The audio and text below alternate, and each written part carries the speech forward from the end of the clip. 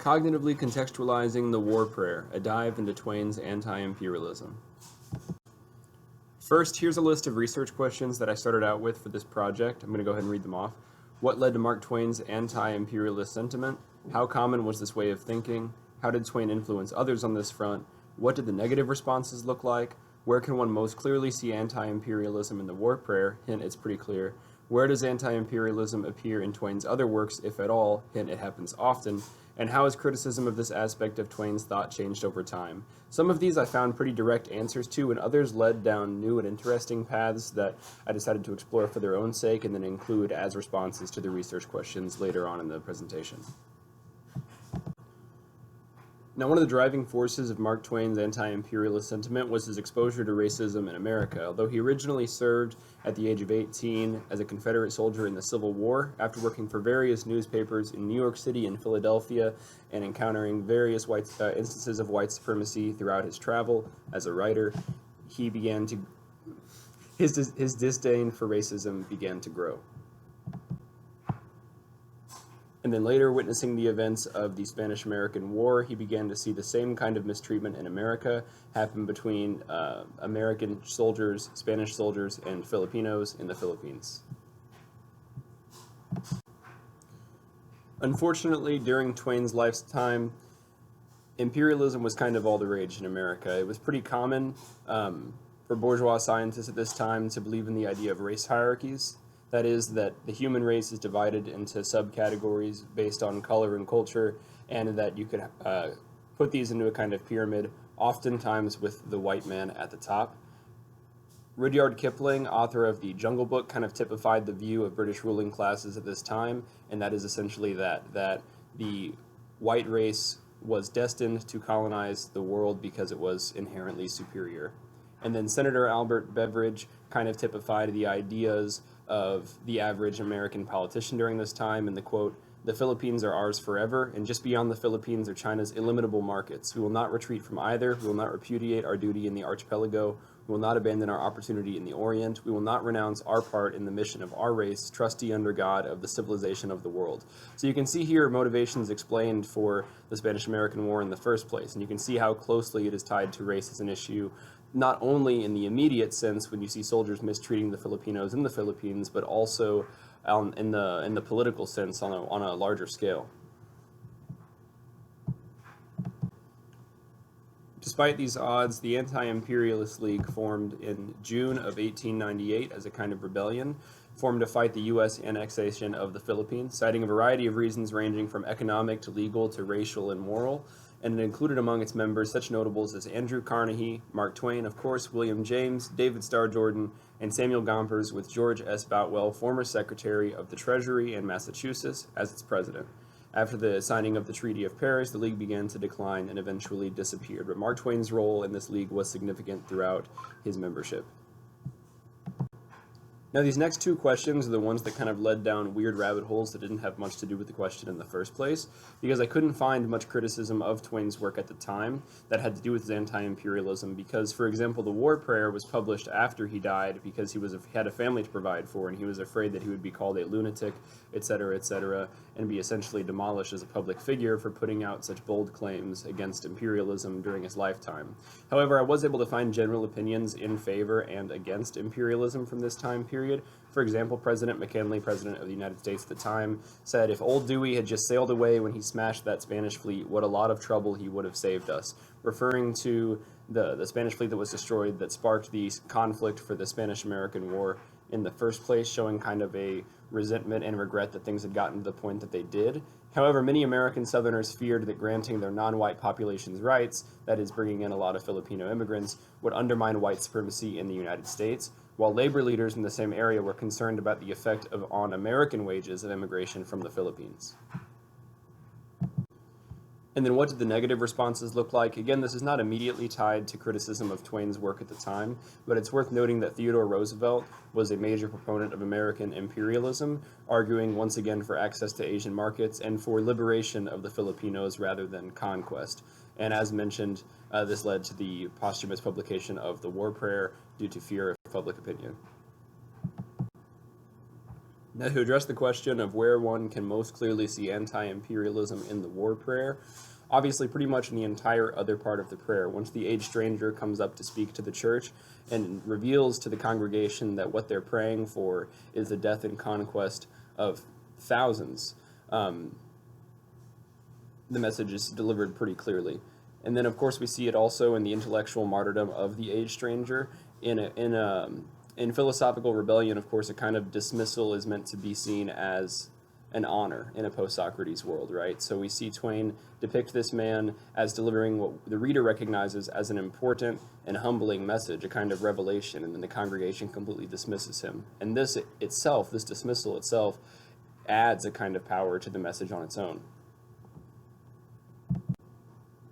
So where does this anti-imperialist sentiment appear in Twain's other works, if at all? For this part of the presentation, I'm going to read a couple of excerpts from articles that demonstrate this leaning of his. The first comes from the New York Herald on October 15, 1900. Twain says, "I left these shores at Vancouver a red-hot imperialist. I wanted the American eagle to go on screaming into the Pacific. It seemed tiresome and tame for it to content itself with the Rockies. Why not spread its wings over the Philippines, I asked myself, and I thought it would be a real good thing to do. I said to myself, here are people who have suffered for 3 centuries. We can make them as free as ourselves, give them a government and country of their own, put a miniature of the American Constitution afloat in the Pacific, start a brand new republic to take its place among the free nations of the world. It seemed to me a great task to which we had addressed ourselves. But I have thought some more since then, and I have read carefully the Treaty of Paris, and I have seen that we do not intend to free, but to subjugate the people of the Philippines. We have gone there to conquer, not to redeem. It should, it seems to me, be our pleasure and duty to make those people free and let them deal with their own domestic questions in their own way. And so I am an anti-imperialist. I am opposed to having the eagle put its talons on any other land." So we see him immediately and boldly not only dismissing, but kind of railing against the claims in favor of imperialism made by Roosevelt and those before him. And then next we have an excerpt from the Boston Herald. It's a transcript of a speech he gave also in 1900. Twain says, "Oh, you have been doing many things in this time that I have been absent. You have done lots of things, some that are well worth remembering, too. Now, we have fought a righteous war since I have been gone, and that is rare in history. A righteous war is so rare that it is almost unknown in history. But by the grace of that war, we set Cuba free, and we joined her to those 3 or 4 free nations that exist on this earth, and we started out to set those poor Filipinos free too. And why that most righteous power of ours has apparently miscarried, I suppose I never shall know." And then in a 1906 essay about the Moro massacre in the Philippines, which was not published until after his death, Twain criticized the military. He says, "General Wood was present and looking on. His order had been, kill or capture those savages. Apparently, our little army considered that the or left them authorized to kill or capture according to taste, and that their taste had remained what it had been for 8 years in our army out there, the taste of Christian butchers." So again, we see Twain kind of defending the original goals or the original ideals that this conquest could have been based on, and then he's kind of criticizing what it became, more so than the original intent itself. The next excerpt is from To the Person Sitting in Darkness, published in 1901. This is an essay Twain wrote all about anti-imperialism, the person sitting in darkness being one still in favor of imperialism based on the ideals that he at one point believed in as well. He says, "There must be 2 Americas, one that sets the captive free and one that takes a once captive's new freedom away from him and picks a quarrel with him with nothing to found it on and then kills him to get his land. True, we have crushed a deceived and confiding people.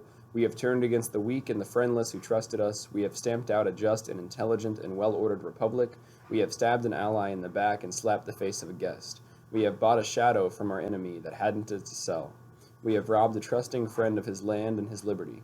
We have invited clean young men to shoulder a discredited musket and to do bandits' work under a flag which bandits have been accustomed to fear, not to follow. We have debauched America's honor and blackened her face before the world. And as for a flag for the Philippine province, it is easily managed. We can have a special one. Our states do it.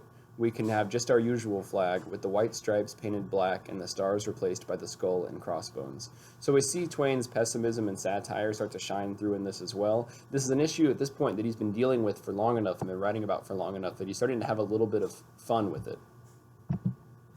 And then this last one is from an essay on the American flag published in 1901. Twain says, "I am not finding fault with the use of our flag, for in order not to seem eccentric, I have swung around now and joined the nation in the conviction that nothing can sully a flag. I was not properly reared in the illusion that a flag was a thing which must be sacredly guarded against shameful uses and unclean contacts, lest it suffer pollution, and so when it was sent out to the Philippines to float over a wanton war in a robbing expedition, I supposed it was polluted, and in an ignorant moment I said so, but I stand corrected. I conceded and acknowledged that it was only the government that sent it on such an errand that was polluted.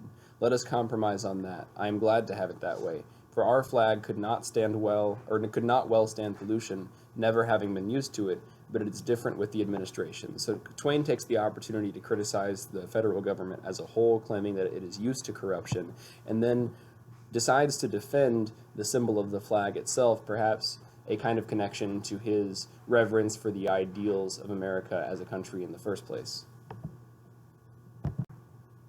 Now, to address the final research question, how has criticism of this aspect, the anti-imperialist aspect of Twain's thought, changed over time?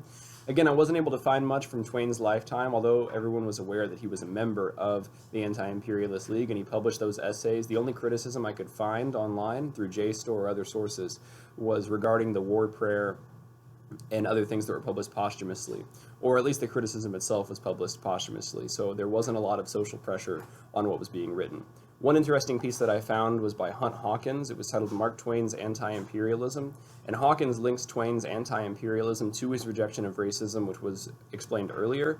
He shows Twain to admire generally an individual who stands against tyrannical authority, which he does through his satire, and Hawkins also suggests that Twain considered the greed of individual figures such as I don't remember the king's name. He suggests that Twain considered the greed of individual figures to be one of the root causes of imperialism rather than some systematic need to export capital.